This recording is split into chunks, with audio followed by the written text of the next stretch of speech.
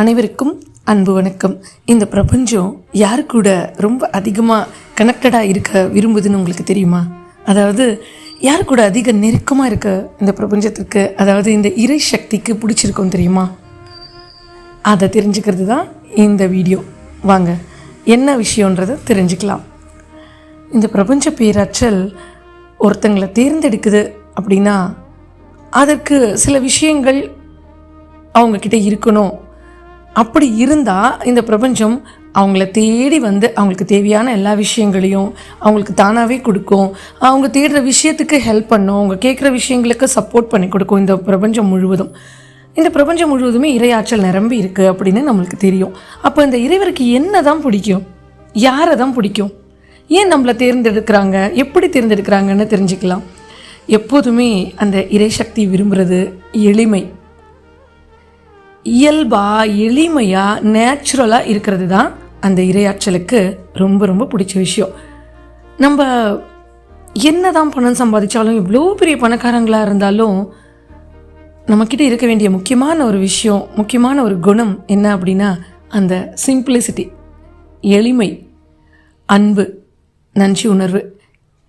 இதெல்லாம் நிரம்பி வழிஞ்சால் போதுங்க, அந்த பிரபஞ்சம் உங்களை தேடி ஓடோடி வந்துடும். இந்த இறைசக்தி உங்ககிட்ட தேடி வந்து அந்த அன்பு மொத்தத்தையும் கொட்டுன்னு சொல்லுவாங்கள்ல, அந்த மாதிரி ரொம்ப ரொம்ப நெருக்கமாக நமக்கு இந்த பிரபஞ்ச பேராற்றல் நம்மளை நெருக்கமாக்கிக்கும். அப்படின்னா அது எப்போனா நீங்கள் உங்கள் இயல்பு மாறாமல் இருக்கும் பொழுது. உங்களோட இயல்பு என்ன, நம்மளோட இயல்பு என்ன, ஜென்ரலாக மனுஷங்களோட இயல்பு என்னவா இருக்கணும், அன்போடு இருக்கிறது, எளிமையாக இருக்கிறது, மற்றவங்களுக்கு நம்மளால் முடிஞ்சதை செய்கிறது, முடியலைன்னா அவங்களுக்காக பிரார்த்தனைகளை கொடுக்கறது. ஒரு சாதாரண ஒரு மனுஷனை தாங்க இந்த இறைவனுக்கு ரொம்ப பிடிக்கும். உங்கள் எல்லாருக்கும் தெரியும் கண்ணப்பரோட கதை. இப்போ ரீசெண்டாக அந்த படம் கூட வந்திருக்கு, கண்ணப்பன்னு சொல்லிட்டு. அவ்வளோ அருமையாக இருக்கும். எல்லாரும் அந்த படம் போய் பாருங்கள், கண்டிப்பாக ஒரு தடவையாவது பாருங்கள். தேவையில்லாத சில ரொமான்ஸின் அப்படி இப்படின்னு இருந்தாலும் ஸ்டார்டிங்கில் கிளைமேக்ஸ் ரொம்ப ரொம்ப நல்லாயிருக்கும். அதை பார்த்தாலே நமக்கு புரிஞ்சிடும். எவ்வளவோ பூஜை, எவ்வளவோ மிகப்பெரிய பணக்காரங்கள்லாம் பார்த்திங்கன்னா நிறைய பூஜை பண்ணி அவங்க வீட்டில் இந்த இறைசக்தி எப்படிலாமோ எந்தெந்த வடிவிலாமோ வச்சுருப்பாங்க. ஒரு பெரிய கோயில் கட்டியிருப்பாங்க, அவங்க வீடையே கோயில் மாதிரி இருக்கும். இந்த பிரபஞ்சத்துக்கு நிறைய விஷயங்கள் செய்வாங்க. இந்த இயற்கை தோட்டமே வச்சுருப்பாங்க, தனக்குன்னு சொந்தமாக எத்தனையோ தோட்டங்கள், அதை பராமரிக்கிறதுக்கு ஆட்கள், அதே மாதிரி அவங்களோட பூஜை ரூமை அந்த அழகாக வச்சுக்கிறதுக்கும் சுத்தம் பண்ணுறதுக்கும் வேறு ஒரு ஆட்களை வச்சு என்னென்னமோலாம் செஞ்சுருப்பாங்க. ஆனால் அங்கெல்லாம் இல்லாத அந்த இறைசக்தி, ஒன்றுமே இல்லாத நம்மக்கிட்ட, என்கிட்ட எதுவுமே இல்லை, ஆனால் என்னோடய மனசு இருக்குது, என்னோடய மனசில் ஃபுல்லாக உனக்கு நான் கோயில் வச்சுருக்கிறேன், அந்த மனசில் இருக்கிற கோயிலில் நான் உங்களுக்கு தினமும் அபிஷேகம் பண்ணுறேன், உங்களை வாழ்த்துறேன், உங்களை பூஜிக்கிறேன்னு சொன்ன நம்மக்கிட்ட தாங்க அந்த இறையாற்றல் தேடி வரும். இதை செஞ்சு காட்டினவர் தான் கண்ணப்பர். அதே மாதிரி தான் பூசலார் மனசுலேயே கோயில் கட்டினாரா. எப்படி கட்ட முடியும்? அந்த இறைவனுக்கு தன்னோட இதயத்தையே கொடுத்து, அந்த இதயத்தையே கோயிலாக வச்சு, அந்த இதயத்துக்குள்ள அந்த சாமியாக அந்த இறைவரையே வச்சாராம் பூசலார். அந்த மாதிரி தாங்க இந்த பிரபஞ்ச பேராற்றல் நமக்கு. எவ்வளவு பணம் இருந்தாலும் அங்கே போகிறது இல்லை.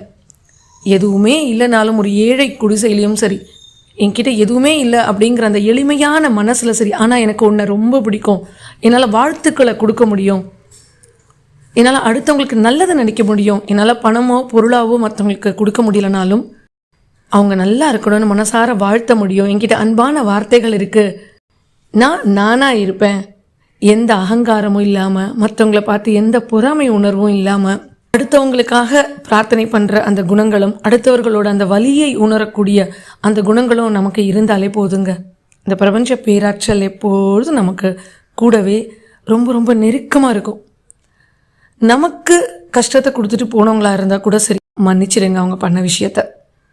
மீதி எல்லாவற்றையும் அந்த இறைவன் பார்த்து பாருன்னு அவர் மேலே தூக்கி அந்த பாரத்தை போட்டுட்டு நீங்கள் உங்கள் வேலைகளை பார்க்க ஆரம்பிங்க. அவங்களுக்கு எதுவோ அதை இறைவன் பார்த்துப்பாரு. நம்ம மன்னிச்சு விட்டுடலாம். ஸோ நம்ம மன்னிச்சு விட்டுட்டோம்னா அது நமக்கு தான் நல்லது. நம்ம மனசில் கோபங்களை வச்சுட்டு இருந்தோம், நம்மளுக்கு அந்த விஷயத்தை திரும்ப ஞாபகம் வச்சுக்கிட்டோன்னா நம்ம மனசு இயல்பான நிலையில் இருக்கவே இருக்காது.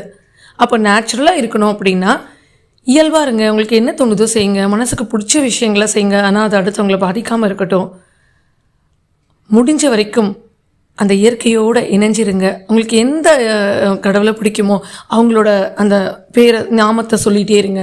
இல்லை அந்த இடத்துக்கு போய் அந்த கோயிலுக்கு போய் அந்த ஜீவசமாதிக்கோ உங்களுக்கு என்ன பிடிக்குமோ, எங்கே போனால் அவங்க மனசு அமைதியாக இருக்குமோ அந்த அமைதியில் கொஞ்சம் நேரம் நிலைச்சிருங்க. அந்த அமைதியில் தான் இந்த பிரபஞ்சம் நம்ம கூட தொடர்பு கொள்ளும். நான் நிறைய தடவை சொல்லியிருக்கேன். அப்போ அது நம்மளோட கனெக்டாக இருக்கணும் அப்படின்னா எதுவுமே செய்ய வேண்டாம். எளிமையாக சிம்பிளாக இருந்த போதும். உலகத்திலேயே மிக விலையுயர்ந்த பொக்கிஷமாக எதை தெரியுமா அந்த இறைவன் நினைப்பார்? இந்த பிரபஞ்ச பேராற்றலுக்கு எது விலையுயர்ந்த பொக்கிஷமாக இருக்கும் அப்படின்னா நம்மக்கிட்டேருந்து நம்ம காட்டக்கூடிய அந்த எளிமை தான். இயல்பாக இருக்கிறத விட வேறு என்னங்க பெரிய குவாலிட்டி வேணும் ஒரு மனுஷனுக்கு? எந்த ஆர்ப்பாட்டமும் இல்லாமல், என்னால் தான் நடக்குது எல்லாமே அப்படிங்கிற அந்த அகங்காரம் இல்லாமல், எது நடந்தாலும் அது இறைவனோட செயல், அவரோட விருப்பம், நான் இதில் ஒரு கருவி தான் அப்படிங்கிற அந்த தெளிவோடு நம்ம இருந்தால் மட்டும் போதும். வேறு ஒன்றுமே நீங்கள் செய்ய வேண்டாம். இந்த பிரபஞ்சம் நீங்கள் எங்கே இருந்தாலும் உங்களை தேடி வந்து உங்களுக்கான என்னென்ன கொடுக்கணுமோ, ஏன்னா நீங்கள் மற்றவங்களுக்கு கொடுக்கணும்னு ஆசைப்படுறீங்களே, அப்போ உங்களுக்கு இந்த பிரபஞ்சம் கொடுக்கும். உங்ககிட்ட இருக்கிறத நீங்கள் கொடுங்க, உங்ககிட்ட இல்லாததை அந்த இறைசக்தி உங்களுக்கு கொடுக்கும். இதுதான் பிரபஞ்சத்தோட விதி. அதனால் எப்பொழுதுமே இயல்பு மாறாமல் உங்கள் இயல்பில் நீங்கள் இருங்க. யார் வேணால் என்ன வேணால் சொல்லட்டும். ஒரு நாள் உங்களை பற்றி அவங்க புரிஞ்சுப்பாங்க, புரிஞ்சுக்கலனாலும் அதை பற்றி நமக்கு கவலையே இல்லை. நம்மோட பாதை தெளிவான பாதை. அதில் இருக்கிறதெல்லாம் அன்பும் நன்றி உணர்வும் கருணை மட்டுமே. நீங்கள் என்ன தான் பண்ணாலும் இதில் தாங்க கடைசியில் வந்து நிற்க முடியும். என்ன தான் நம்மளோட ஆணவத்தில் நம்ம ஆடினாலும் ஒரு காலகட்டத்தில் இறைவன் இதெல்லாத்தையும் புரிய வச்சு, அந்த இயற்கை நமக்கு எல்லாத்தையும் புரிய வச்சு பாடம் கற்றுக் கொடுத்துரும். நிறைய தடவை நமக்கு கற்றுக் கொடுத்துருக்கு. சுனாமியாக வந்து, பூகம்பமாக வந்து, எத்தனையோ விஷயங்கள். இவ்வளோ தாண்டா வாழ்க்கை, ஒன்றுமே இல்லை, ஒரு நிமிஷத்தில் எல்லாம் அழிஞ்சு போயிடும். அந்த வாழ்க்கைக்கு தான் நீங்கள் எல்லாரும் இப்படி சண்டை போட்டுக்கிட்டு இருக்கீங்க அப்படிங்கிறத எத்தனையோ தடவை இந்த இயற்கை நமக்கு உணர்த்தியிருக்கு. அந்த இறையாற்றல் நம்ம கூட வந்து பேசியிருக்கு, கண் கூட நம்ம பார்த்துருக்கோம். எத்தனையோ நோய்கள் பேசிகிட்டே இருந்தாங்க, திடீர்னு ஏதோ ஒன்று ஆயிடுச்சு. எந்த நிமிஷம் நிலையில்லாத இந்த நிமிஷம். அப்போது இந்த மனுஷ வாழ்க்கையில் எந்த ஒரு நிலையுமே இல்லாத பொழுது இந்த செகண்ட், இந்த நிமிஷம் நம்ம நிம்மதியாக சந்தோஷமாக இயல்பு மாறாமல் சிம்பிளாக உங்களுக்கு பிடிச்சதை சந்தோஷமாக செஞ்சுட்டு வாழ்க்கையை செலிப்ரேஷனாக மகிழ்ச்சியாக என்ஜாய் பண்ணுங்கள். நம்ம குழந்தையாக இருக்கும் பொழுது அப்படி தானே இருந்தோம். எந்த கள்ளங்கப்படமும் இல்லாமல், யாரை பற்றியும் யோசிக்காமல், நம்ம கூட இருக்கிறத நம்ம ஃப்ரெண்ட்ஸுக்கு ஷேர் பண்ணிவிட்டு அந்த சின்ன உலகத்தில் நம்ம எவ்வளோ சந்தோஷமாக இருந்தோமோ அந்த மாதிரி இப்போவும் உங்களால் நிச்சயமாக இருக்க முடியும். நம்ம முயற்சி பண்ண மாட்டேங்கிறோம். முயற்சி பண்ணுங்கள். 10 நிமிஷமாவது உங்களுக்கான உங்கள் நாட்களில் ஒரு 10 நிமிஷம் உங்கள் டேயில் உங்களுக்காக ஒதுக்குங்க. அந்த 10 நிமிஷம் உங்களுக்கானதா, உங்களுக்கு ரொம்ப பிடிச்சதா, உங்கள் மனசுக்கு நெருக்கமாக இருக்கிறதா இருக்கணும். அந்த இயற்கையோடு இணைஞ்சு அந்த நெருக்கத்தை உருவாக்கிக்கோங்க. ஏதோ கேட்டால் கொடுக்கக்கூடியது தான் இந்த பிரபஞ்சம். ஏதோ கேட்குறதுக்கு மட்டும் வச்ச ஆள் கேட்டால் கொடுக்கணும் அப்படிங்கிறது இல்லை. அது ஒரு அற்புதமான உணர்வு, ரொம்ப ஆழமான அன்பான உணர்வு. ஒரு தாய் எப்படி நம்மளை பாதுகாப்பாக வச்சுப்பாங்களோ, ஒரு அம்மா கிட்டே இருந்தால் எவ்வளோ பாதுகாப்பாக உணர்வுமோ, அது போல தான் இந்த இறைசக்தி. அது கூட இருக்கும்போது அவ்வளவு பாதுகாப்பாக நமக்கு இருக்குங்க. மனுஷங்களோட அந்த அருகாமையை விட அந்த இறையாற்றலோட அருகாமை ரொம்ப ரொம்ப அற்புதமாக அழகாக இருக்கும். அது உணர்ந்து பார்த்தவங்களுக்கு அது புரியும். உணராதவங்க இன்னும் இயற்கையோடு நெருங்கி நெருங்கி வாங்க. நிச்சயமாக இந்த இயற்கைக்கு மயங்காதவங்க யாருமே இருக்க முடியாது. சில்லுன்னு வர அந்த காற்றுக்கும், கடல் அலைகளுக்கும், பறவைகளின் சத்தத்திற்கும், சூரிய உதயத்திற்கும், பௌர்ணமி நிலவுக்கும் அடிக்ட் ஆகாதவங்க யாராவது இருக்க முடியுமா? அப்போது நம்ம இந்த மனுஷங்களுக்கு விட இந்த இறை சக்திக்கு அடிமையாக இருக்கிறதுல எந்த தப்புமே இல்லை. இறைவனுக்கு அடிமைன்னு கூட சொல்ல முடியும். இறைவனுக்கு ஒரு சேவகர். இந்த இயற்கைக்கு நம்ம ஒரு சேவகனாக இருக்கோம் இந்த பிரபஞ்சத்திற்கு, அவ்வளவுதான். ஸோ எளிமையில் இறைவனை காண முடியும் அப்படின்னா அதுதான் உண்மை, அதுதான் யதார்த்தம். உங்களுக்கு எப்பெல்லாம் நேரம் கிடைக்குதோ அப்பெல்லாம் இந்த இயற்கை கூட பேசுங்க. எளிமையாக பேசுங்க, இயல்பாக பேசுங்க. சாதாரணமாக உங்கள் வீட்டில் இருக்கிறவங்க கிட்ட, உங்கள் ரொம்ப க்ளோஸ் ஃப்ரெண்டுக்கிட்ட, உங்களுக்கு ரொம்ப மனசுக்கு நெருக்கமானவங்க கிட்ட எப்படி பேச தோணுமோ அப்படியே பேசுங்க. எந்த இறை சக்தியை நம்மக்கிட்ட கொண்டு வர்றதுக்கு எதுவுமே பெருசாக தேவையில்லை. அன்பாக நம்ம எப்படி நமக்கு அழுக வருதா அழுது பேசுங்க. அதுக்கிட்ட சந்தோஷத்தை ஷேர் பண்ணணுமா ஷேர் பண்ணுங்கள். நீங்கள் உங்கள் கூடவே ஒருத்தர் இருந்தால் எப்படி இருக்கும்? அவங்கக்கிட்ட எல்லாமே ஷேர் பண்ணலாம், மனசு விட்டு பேசலாம். அவங்க எதுவுமே தப்பாக நினச்சிக்க மாட்டாங்கன்னா எப்படி இருக்கும்? அதே தான் அந்த இறை சக்தி. ஸோ இந்த பிரபஞ்சத்துக்கிட்ட நீங்கள் பேசுகிறத அந்த பிரபஞ்சம் காது கொடுத்து கேட்குங்க. மனுஷங்களை மாதிரி இல்லை, இந்த காதில் வாங்கி இந்த காதில் விட்டுட்டு போகிறதுக்கோ இல்லை இந்த காதில் வாங்காமலே இருக்கிறதுக்கோ மனிதர்கள் கிடையாது இல்லையா. அந்த இறையாற்றல் எல்லாவற்றிற்கும் மேலே நம்ம சொல்லலைனாலும் அந்த இறையாற்றலுக்கு நமக்கு என்ன வேணும், எப்போ எது கொடுக்கணும் எல்லாமே தெரியும். இருந்தாலும் நம்ம மனுஷங்க தானே, நம்மளுக்கு மனசு விட்டு பேச ஒரு ஆள் வேணும் இல்லையா. அப்போ அது பிரபஞ்சத்துக்கிட்ட நீங்கள் பேசும்பொழுது கேள்விகளாக கூட கேளுங்க.